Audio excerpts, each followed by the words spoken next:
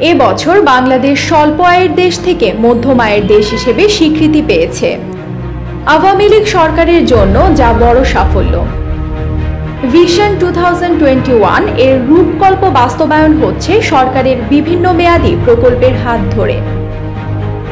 বিভিন্ন সমবায় ও উন্নয়ন প্রকল্পের আওতায় মানিকগঞ্জের ঘিওরের মানুষের জীবনে এসেছে বৈপ্লবিক পরিবর্তন।